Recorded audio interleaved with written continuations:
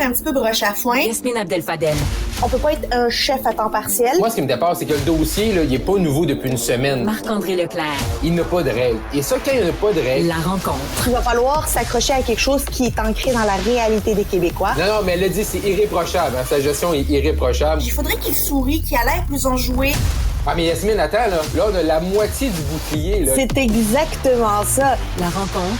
Abdel-Fadel Leclerc. Bonjour Yasmine, bonjour Marc-André. Bonjour. Allô?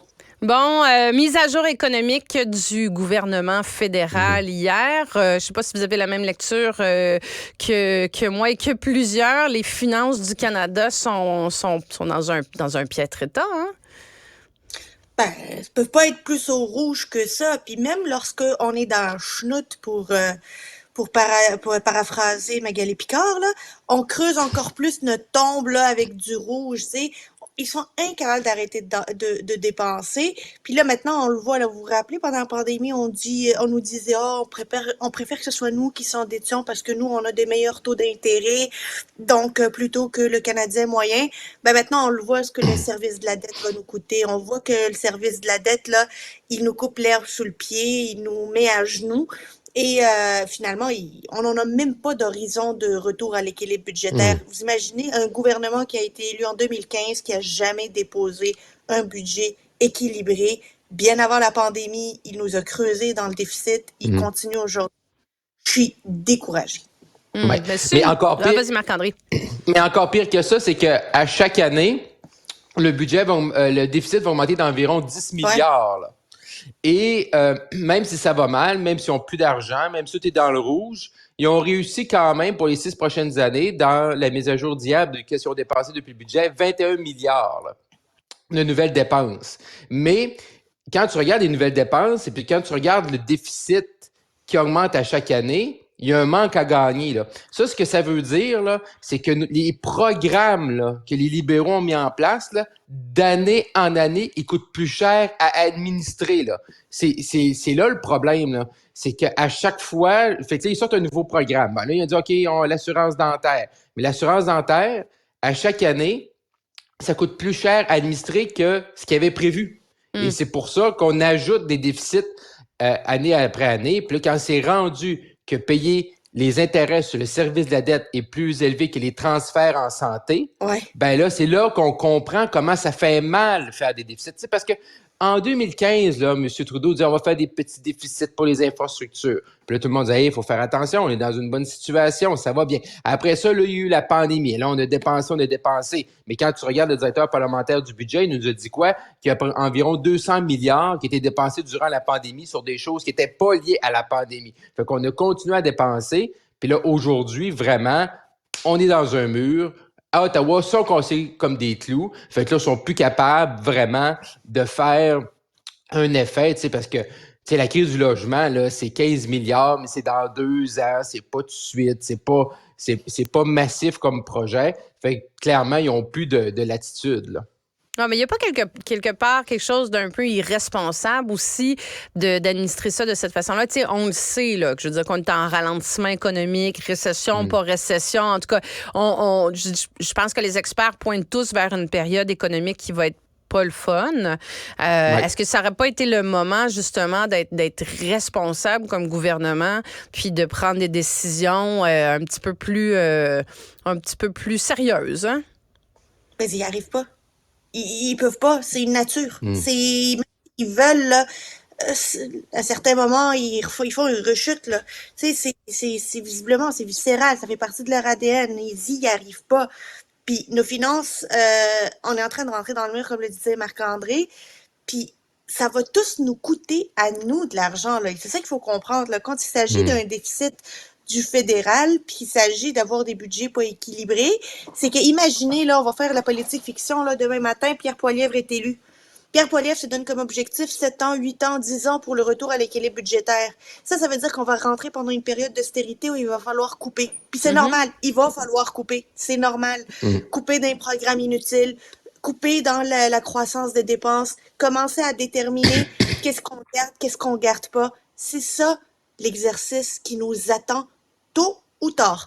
Vous vous rappelez ce que ça avait fait quand Philippe Couillard avait décidé de faire cet exercice-là? Préparez-vous, la même chose va se faire au fédéral.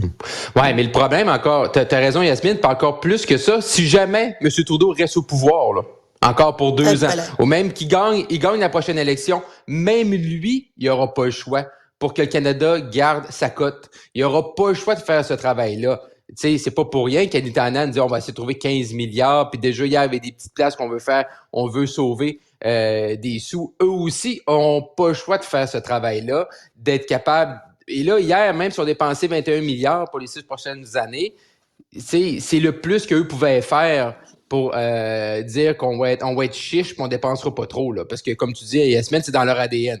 Fait qu'ils dépensent, là. C'est quand même là, le mieux qu'ils pouvaient faire dans les circonstances en termes d'idéologie politique. Là. Si on tourne les yeux vers Québec, on a assisté à un moment un peu cocasse hier. Je vais appeler ça Éric Girard, critique Éric Girard. Donc, Éric Girard, député du Lac-Saint-Jean, à ne pas confondre avec le ministre Girard, qui est allé d'une sortie assez candide, finalement, avec son collègue Luc Provençal, parce que les deux se sont fait questionner sur ce qu'ils pensaient de la subvention aux Kings de Los Angeles. Et les deux, finalement, ont dit, ça fait pas partie des valeurs de mes citoyens, ça fait pas partie de mes valeurs. C'est assez rare, pour ne pas dire inusité, qu'on voit des députés, peu importe le parti, là, critiquer sur la place publique des décisions de leurs collègues, de leur propre parti. Là. Donc, ça veut dire qu'il y a beaucoup de divisions à l'interne dans le caucus. Là. Il commence à y en avoir qui paraissent, parce que, tu sais, c'est comme une maison, là. Des fois, il peut y avoir des fissures, tu le vois pas, tu le colmates avec avec de la peinture, sauf que là, on commence à les voir, puis plus on les voit, plus elles sont sérieuses, là, tu sais, quand ça sort publiquement. Puis ça a commencé, là, rappelez-vous, on en parlait au lendemain de Jean Talon, là. On se disait, la CAQ n'avait jamais perdu depuis qu'elle avait pris le pouvoir, n'avait jamais connu la défaite. Là, il y a comme une série de mauvaises nouvelles, une série de mauvaises passes. Il y a eu Jean Talon, il y a eu le tramway, avec juste comment ça a été géré, évidemment. Il y a eu le 3e lien avec comment ça a été géré suite à l'échec de Jean Talon. Puis là, évidemment, ce sondage aujourd'hui qui est le pire sondage de la CAQ depuis qu'elle est arrivée au pouvoir, qui la place 2e derrière le PQ qui est à 30%. Ça, c'est rien pour colmater les fissures qui commencent à être apparentes au sein du caucus, là. Tu sais, si on va voir M. Girard, là, tu sais, le député de Lac-Saint-Jean, c'est bien Lac-Saint-Jean, hein? Député de Lac-Saint-Jean. Ouais.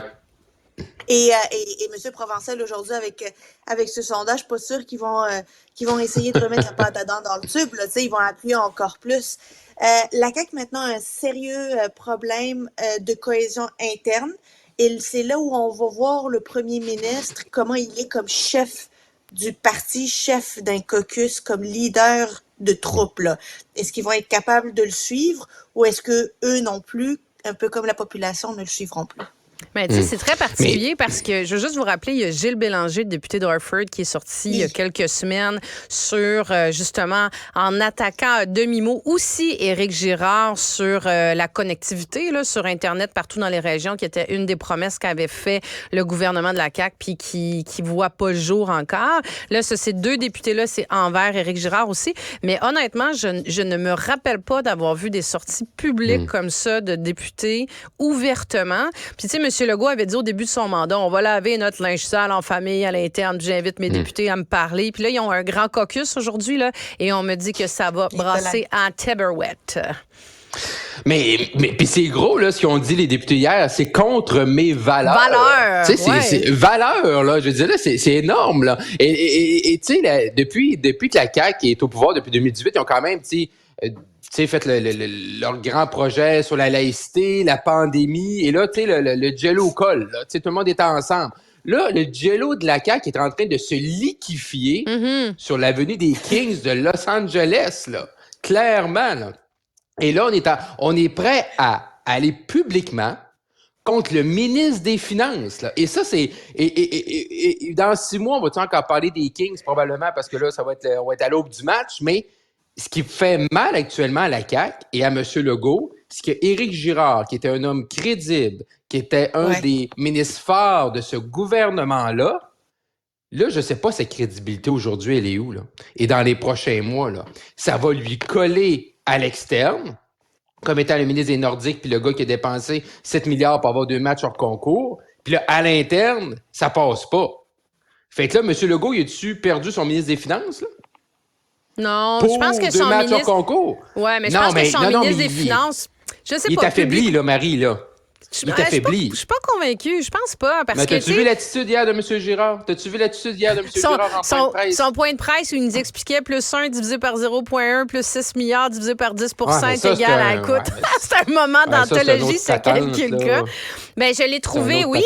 Je l'ai regardé dans son point de presse et dans sa période de questions. Écoute, arrogance à côté dans le tapis. Moi, ce qu'on me dit, les collègues des députés de la CAQ qui me disent, il y a beaucoup de pouvoir. Beaucoup de pouvoir au sein du caucus, beaucoup de pouvoir sur le premier ministre et son équipe aussi. Il fait ce qu'il veut. Moi, je pense pas qu'il a perdu, oui, il a perdu en crédibilité pour ceux qui suivent ça. Mais pour monsieur, madame, tout le monde qui est en train de gérer sa grève, puis ses enfants à l'école, puis ses chirurgies, puis blablabla, écoute, je pense que c'est l'annonce. C'est François Legault, c'est pas Éric Girard, tu sais. Ben, ça va rester collé à M. Girard, là. C'est lui qui a fait de l'annonce. La CAQ hier, là, ils ont décidé d'envoyer Éric Girard au bat seul, là. Tu sais, la toune des bébés, seul au combat, là. C'était Éric Girard hier, là. Ouais. Moi, je trouve ça... Éric Girard, en fait, c'est juste que ça colle pas au personnage politique qui s'est construit au cours des dernières années. Là. Tu sais, cette sortie-là, cette annonce-là, cette émotivité hier, oui, l'arrogance, on l'a vu également. On l'avait pas vu avant chez Éric Girard. On est comme en train de découvrir une nouvelle face d'Éric Girard, là, le nouveau côté d'Éric Girard qu'on connaissait pas.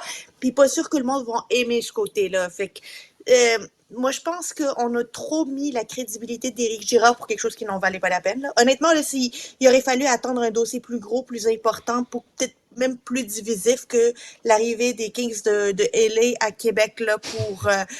en équation avec la crédibilité d'Éric Girard, me semble. Mais bref, le parti, là, la CAQ va commencer à trouver ça difficile parce que là, ils se rendent compte que c'est une gang, très petite gang qui gère tout, qui décide de tout sans parler avec personne. Je suis pas sûre...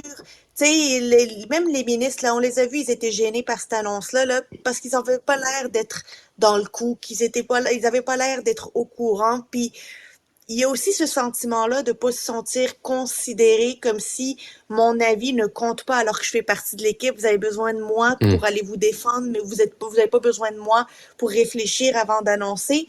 Puis ça peut nuire énormément. Puis d'ailleurs, c'est une des choses qui a nui au gouvernement de Philippe Couillard, c'est que les députés ne sentaient pas, et les ministres ne sentaient pas qu'ils étaient défendus, qu'ils faisaient partie d'une gang, que c'était du chacun pour soi, puis il y avait une petite gang qui gérait tout.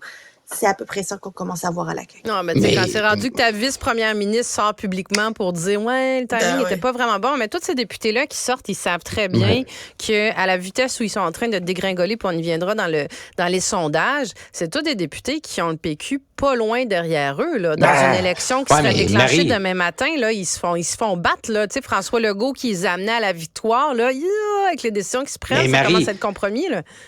Marie, c'est clair. Je veux dire, mettons là, pourquoi Éric Girard dans le Lac-Saint-Jean? Ça, c'est Alma. Puis Yannick Gagnon, là, juste à côté Jonquière. Là. Pourquoi ces gens-là, ils sortent, tu penses? Là? C'est pas le bon timing, c'est contre mes valeurs. Parce que ces gens-là, s'ils prennent Jean Talon, là, puis ils prennent les mêmes variations, là, puis ils appliquent ça à leur circonscription, ils sont plus là. Là, là t'as des bleuets caquistes nerveux, là. Et là, tout le monde va capoter. Mais je veux dire, un moment donné, calmez-vous, là. Tu sais, je veux dire, c'est une élection partielle. Oui, ça l'a changé. Mais clairement, ils sont pas en mesure de prendre la chaleur, là. Mais quand t'es rendu... Moi, je pense qu'ils font peut-être une bonne lecture. Marc-André, oui, tu as raison, les députés, c'est des petites bêtes nerveuses, là, des nervous Nellies, là. Mais je pense que là, en ce moment, la CAQ est vraiment dans une mauvaise descente. Puis là, tu sais, je veux juste vous amener là-dessus. Marie, t'as peu. Un instant, Marie, t'as déjà fait partie d'un caucus, d'un été des députés.